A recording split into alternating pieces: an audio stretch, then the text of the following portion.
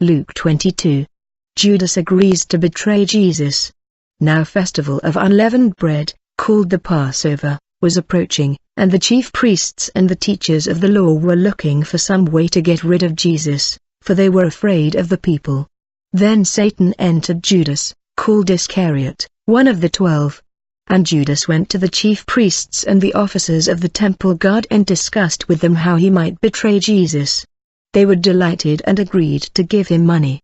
He consented, and watched for an opportunity to hand Jesus over to them when no crowd was present. Then came the day of unleavened bread on which the Passover lamb had to be sacrificed. Jesus sent Peter and John, saying, "Go and make preparations for us to eat the Passover. Where do you want us to prepare for it?" they asked. He replied, "As you enter the city, a man carrying a jar of water will meet you.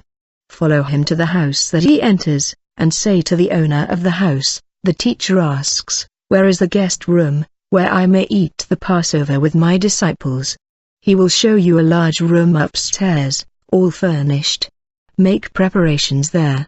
They left and found things just as Jesus had told them. So they prepared the Passover.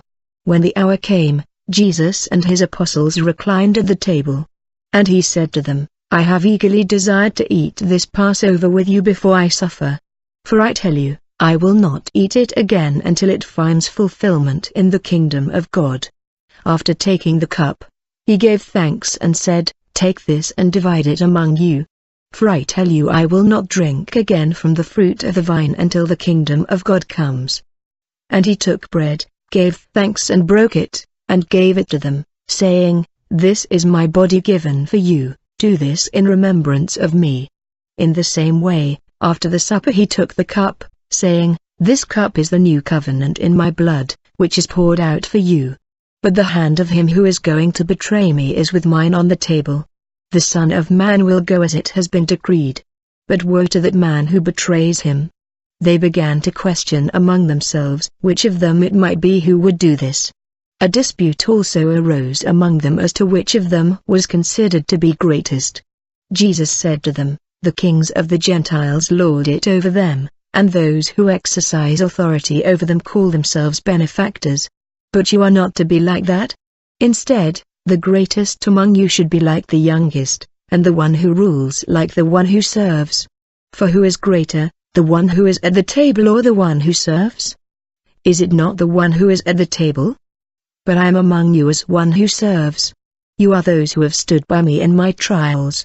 And I confer on you a kingdom, just as my Father conferred one on me, so that you may eat and drink at my table in my kingdom and sit on thrones, judging the 12 tribes of Israel.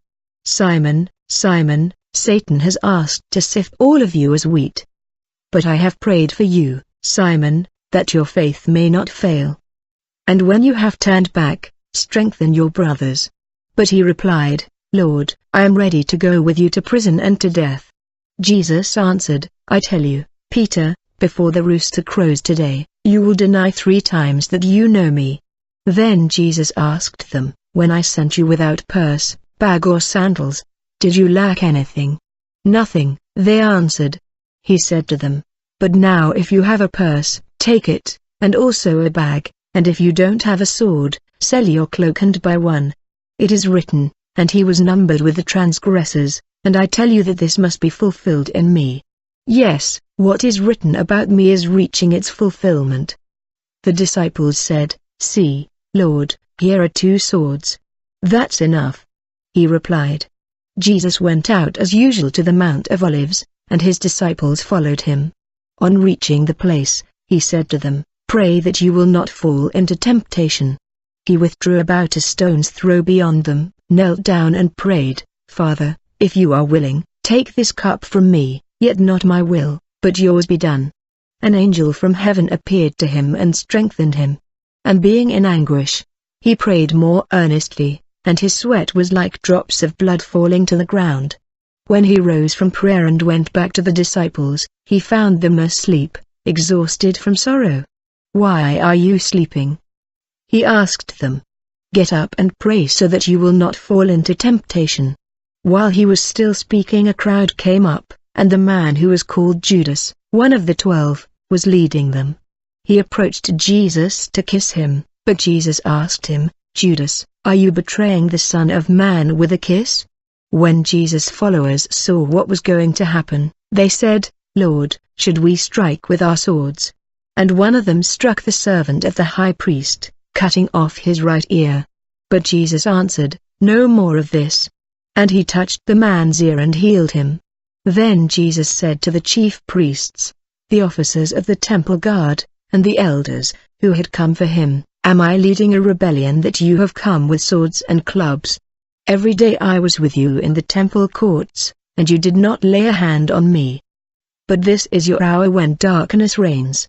Then seizing him, they led him away and took him into the house of the high priest. Peter followed at a distance.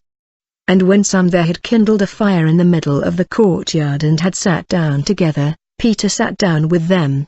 A servant girl saw him seated there in the firelight. She looked closely at him and said, "This man was with him." But he denied it. "Woman, I don't know him," he said. A little later someone else saw him and said, "You also are one of them."